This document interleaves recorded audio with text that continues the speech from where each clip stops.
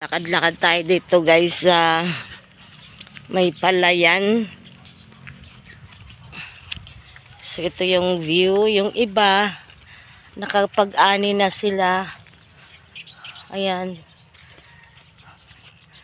Tapos yung iba ito na iwan. Huli tong tanim.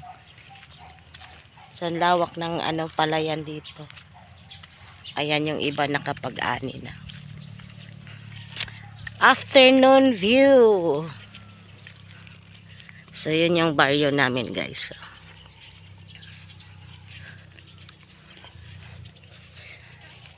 Ang haba pala nitong na to. Farm to Market Road. So walk tayo guys. Nanguha kami ng ng kumpay, pagkain ng rabbit. So ito bagong pa lang siya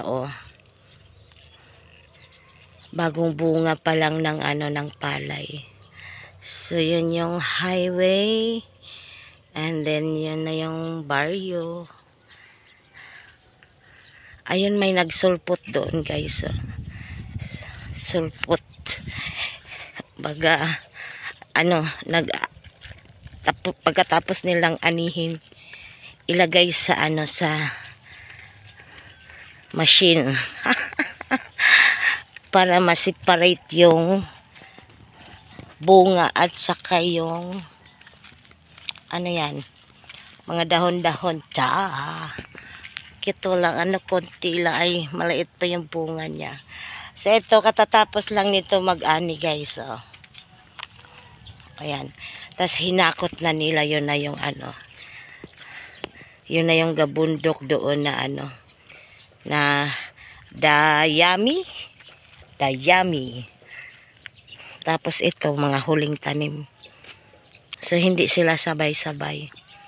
Hanggang doon yun. Kita niya yung nyug guys. Malalaglag na yung Ang ganda. First time kong nakarating dito. Samantalang doon lang kami. Hindi makikita yung bahay ko dito. Nakatago sa Ayan.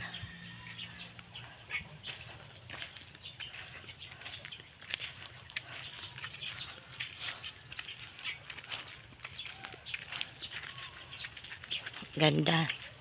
Ang ganda ng view.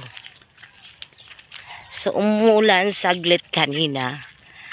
Pero nung tanghali ang init. Chut, daming ibon.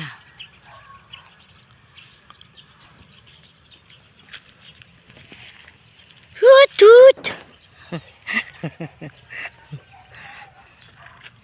Parang ang sarap maglakad-lakad doon. Papunta doon sa may bukid. Ayun yung guys, yung pinaka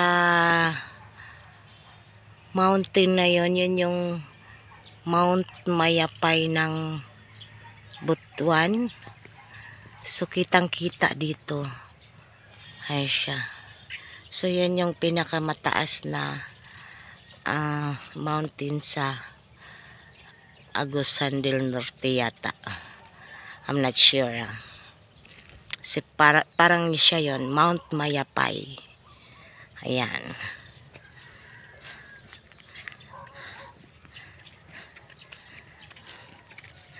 So ito, mga next week guro maani na to kasi na pula-pula na yung kanyang bunga.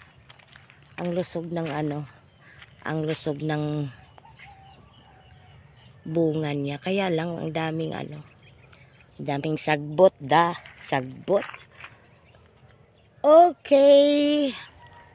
Bye.